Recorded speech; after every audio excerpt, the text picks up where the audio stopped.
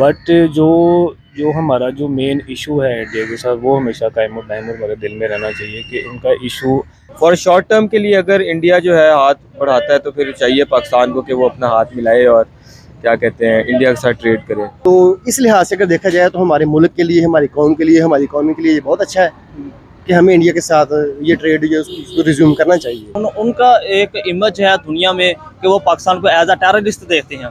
सारा साल वो कश्मीर को याद नहीं करते, लेकिन जब 5 फरवरी आता है तो कश्मीर को याद करके इंडिया को करवाते हैं। वो जो सुई है वो वहीं पर है कि जो इशू है मेन, वो तो हमेशा क्या इशू है? जो कश्मीर का जो मेन इशू है हमारा इंडिया के। जी बिल्कुल, जैसे कि उनके प्राइम मिनिस्टर मोदी ने भी ख्वाहिश जाहिर की है तो इंडिया बिल्कुल चाहेगा। और में बदतरीन हमारा जो है वो पासपोर्ट है, जिसमें से सबसे पहला और फॉरमोस्ट इशू जो है वो कश्मीर इशू है।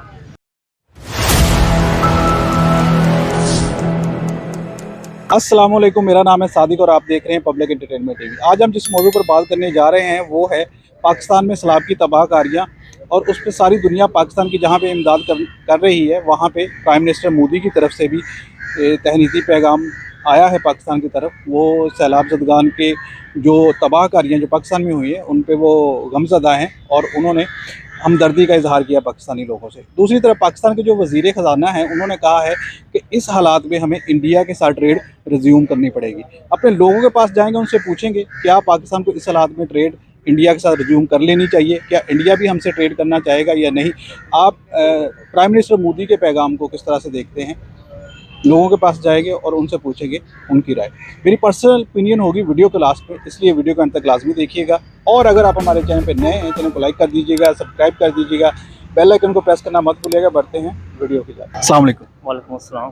जी सर, क्या नाम है और क्या करते हैं आप? सर मेरा नाम अनीसा और मैं कमाल इंडस्ट्री में एज ऑफिसर जॉब कर रहा हूँ। जी माशाल्लाह, बहुत अच्छा सर, हमारा आज का सवाल ये है कि सैलाब की तबाहकारियाँ, पाकिस्तान तबाह हो चुका है, तकरीबन 70% पाकिस्तान की ज़राअत तबाह हो चुकी है। सब्जियाँ जो कल 100 रुपये किलो थी आज 500 रुपये किलो में मिल रही है।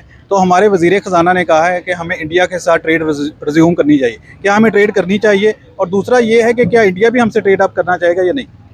Sir first of all Pakistan के लिए ये बहुत ही ज़बरदस्त, अगर उन्होंने कहा है कि हम पाकिस्तान के साथ ट्रेड करना चाहते हैं तो ये एक बहुत ही अच्छा पॉजिटिव पॉइंट है पाकिस्तान के लिए, क्योंकि इंडिया टॉप 5 अभी के लिए पाकिस्तान शामिल है। अभी के लिए पाकिस्तान ने कहा है, अभी के लिए पाकिस्तान ने कहा, लेकिन मेरे जो आपने कहा कि नरेंद्र मोदी ने भी ये कहा, नरेंद्र मोदी ने कहा है कि सैलाब में जो तबाहकारियाँ, मुझे अफसोस है इस चीज़ पे कि पाकिस्तान इस पर डूबा हुआ है, यानी कि उन्होंने हमदर्दी का इजहार किया है।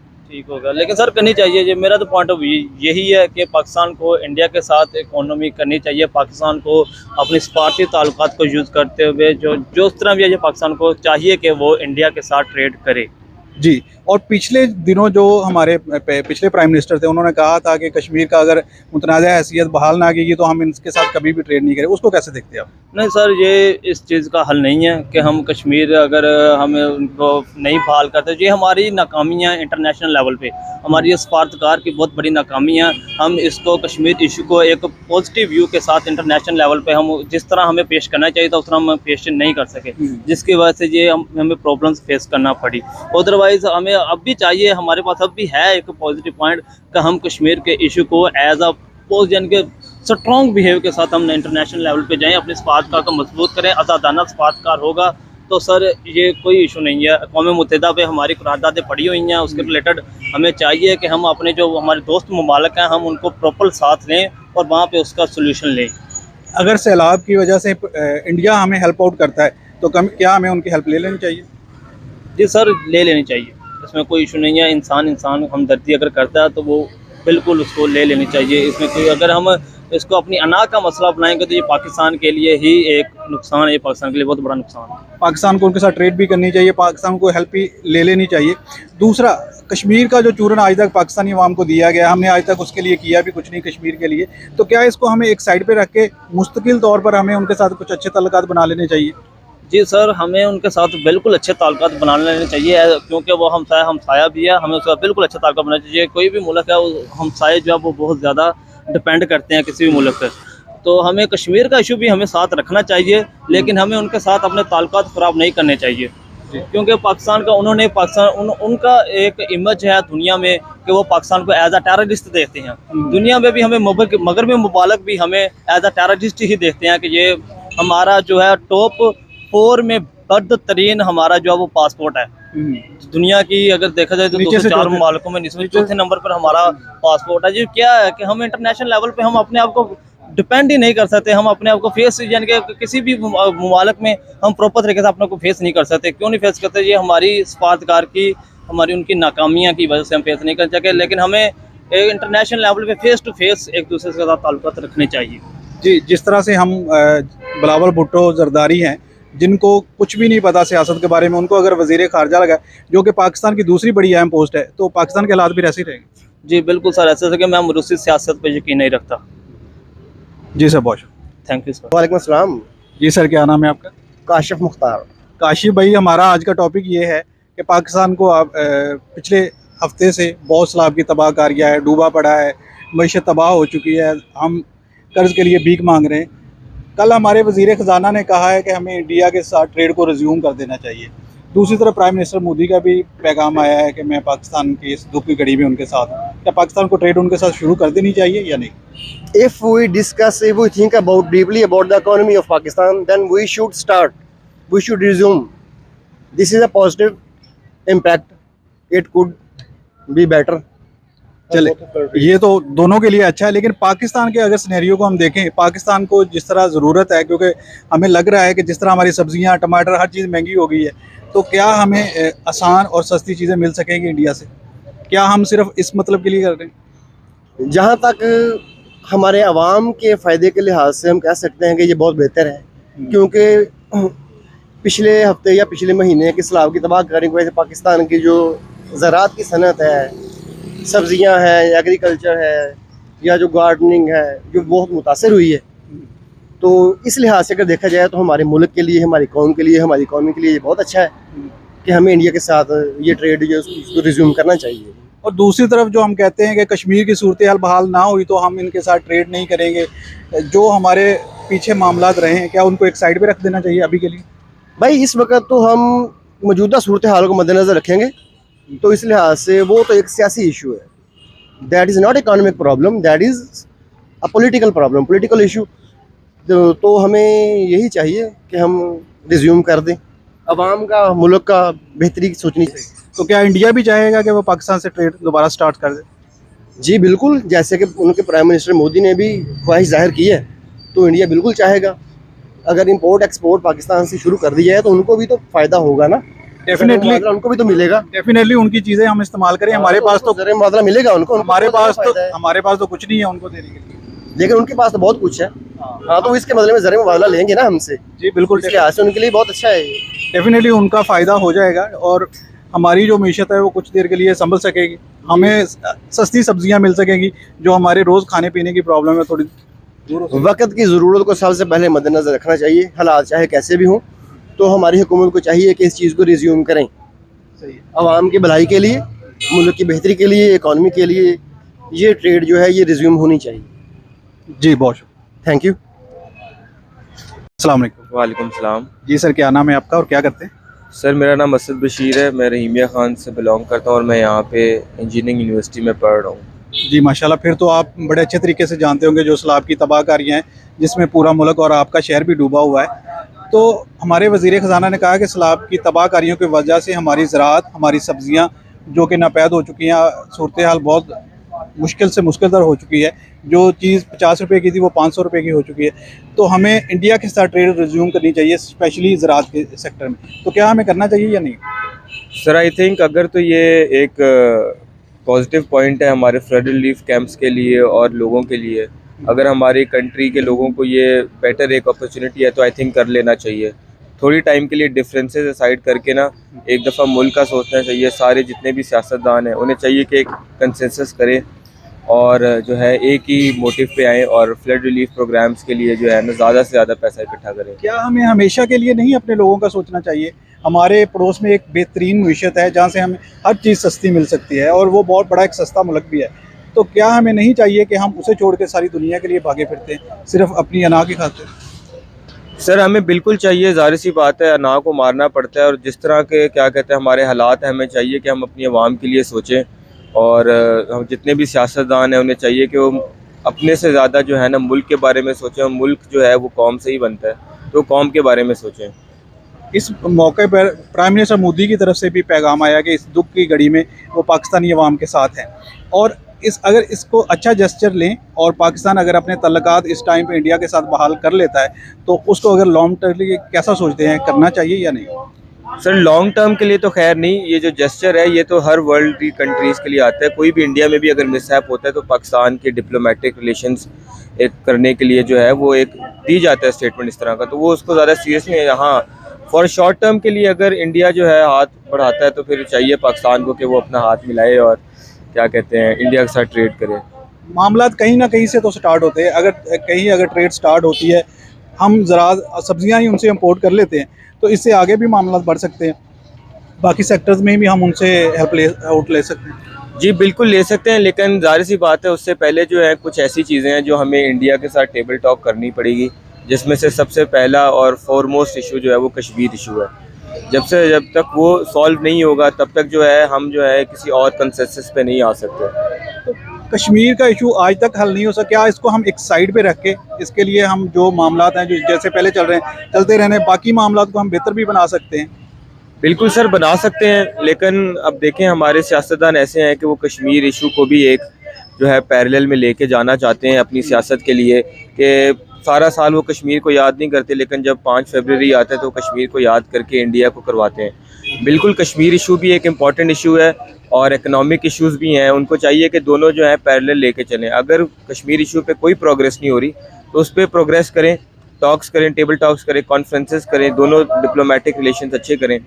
अगर वो नहीं हो रही, उनकी तरफ से कोई रिस्पांस नहीं आ रहा, बैक चैनल टॉक्स नहीं हो रही, तो फिर ज़ाहिर सी बात है वो अपनी इकॉनमी फोकस करें। ज़ाहिर सी बात है उन्हें भी जो है पैसे कमाने हैं, हमें भी जो है अपनी मईशत अच्छी करनी है, तो उनको तो कोई मसला नहीं होगा। लेकिन पाकिस्तान जो है ज़ाहिर सी बात है वो कश्मीर को इशू पे आके सारी चीज़ें निगलेक्ट कर देता है। क्या ऐसा नहीं है कि ये कश्मीर का हमें चूरन ही दिया गया है, हमें अब कश्मीर से आगे बढ़ना चाहिए? कश्मीर का आज तक मामला हल नहीं हो सका, कश्मीर का ही इशू अगर पाकिस्तान ने कुछ करना हो तो 5 फरवरी के अलावा भी बहुत सारी चीज़ें कर सकता था, लेकिन हमें लगा कि 5 फरवरी के अलावा हम कुछ नहीं करते कश्मीर के लिए, कश्मीरियों के लिए।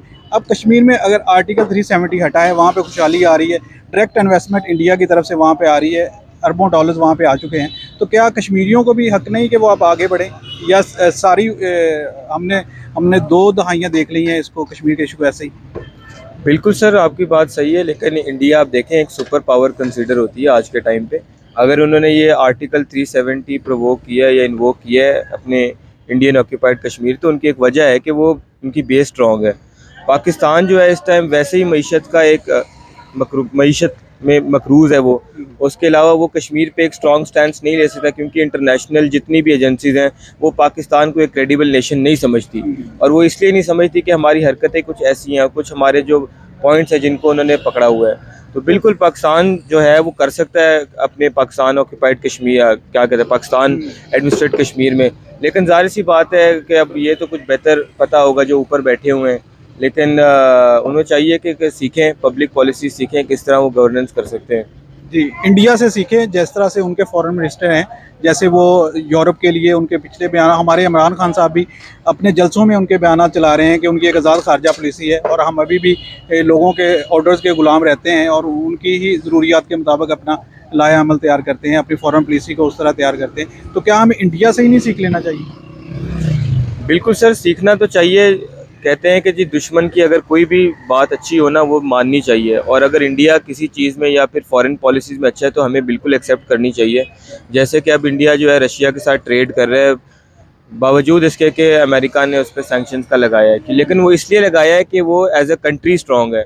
हम एज अ कंट्री स्ट्रॉन्ग नहीं है। जब तक हम as a country, as a nation, as a state strong नहीं होंगे, हम कोई भी स्टैंड नहीं ले सकते इंटरनेशनल डिसीजन मेकिंग बॉडी में। क्या समझते हैं हम कब स्ट्रॉन्ग होंगे?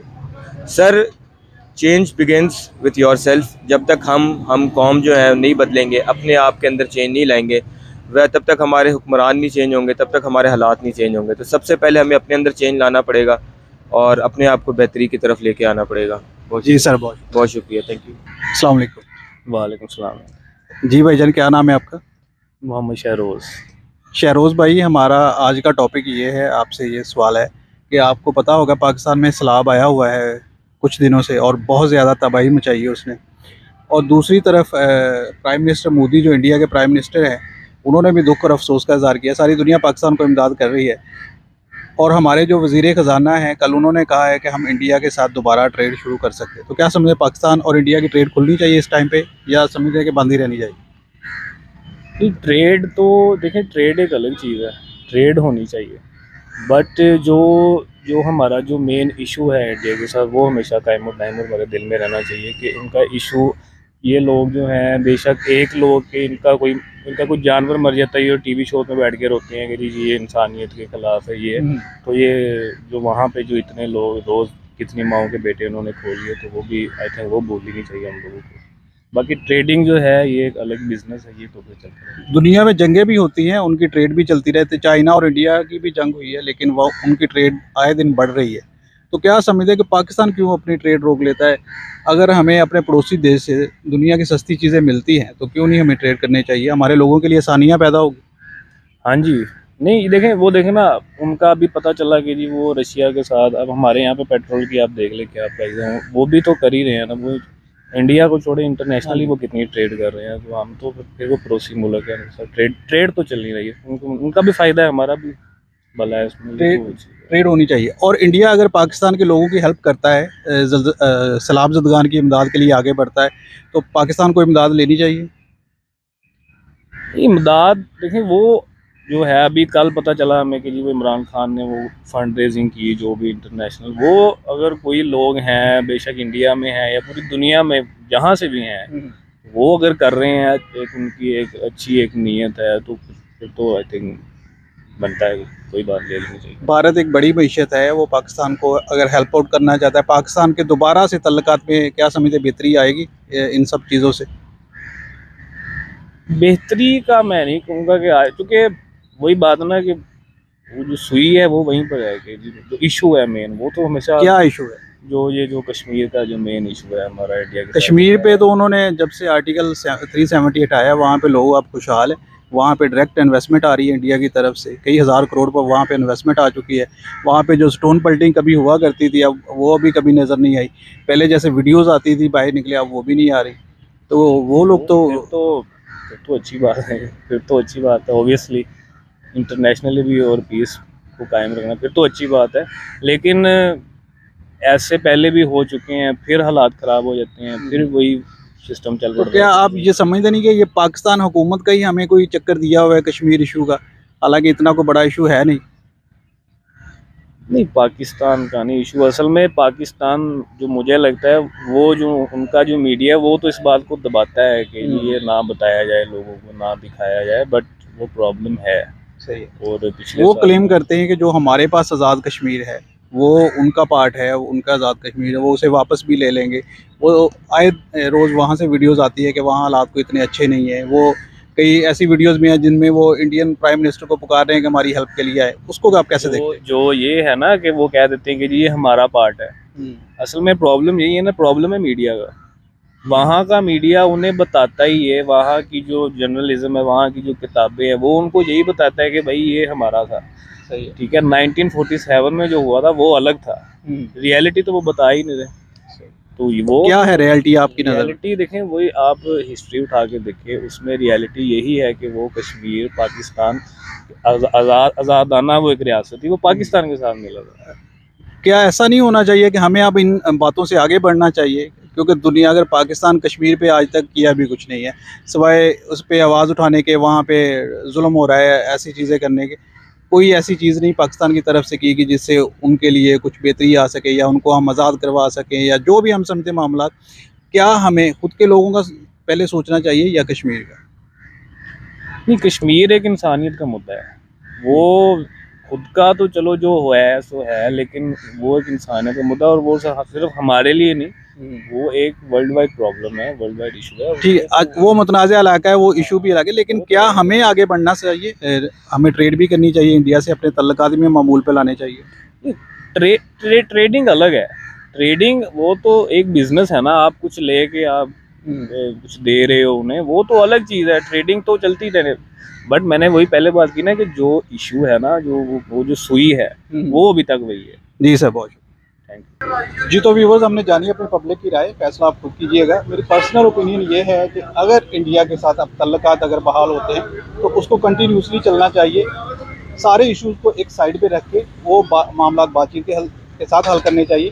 ट्रेड को लगातार मुसलसल इंडिया के साथ करना चाहिए और अपने लोगों को सहूलियत देनी चाहिए जितना हो सकता है। लेकिन अगर हमारी तरजीह है कि हम अपने लोगों को सहूलियत दें, सैलाब की तबाहकारियों की वजह से सब्ज़ी जो बाकी ज़रूरियात ज़िंदगी की चीज़ें महंगी होगी, अगर हम इंडिया से अपनी ज़रूरतें पूरी करेंगे तो हमें आसानी रहेगी, बजाय इसके कि हम दूसरी दुनिया की तरफ देखें और महंगी चीज़ें अपने लोगों के लिए लाएँ। इसलिए हम अपना जो ज़रिए मुबादला के ज़खायर हैं उनमें भी कमी लाएँगे और अपनी आवाम को कोई फैसिलिटेट भी नहीं कर पाएंगे। तो आज की वीडियो के लिए इतना ही। वीडियो अच्छी लगे लाइक करिएगा, शेयर करिएगा, कमेंट सेक्शन में अपनी राय का इजहार कीजिए। वीडियो को अंत तक देखने का शुक्रिया। अल्लाह हाफ़िज़।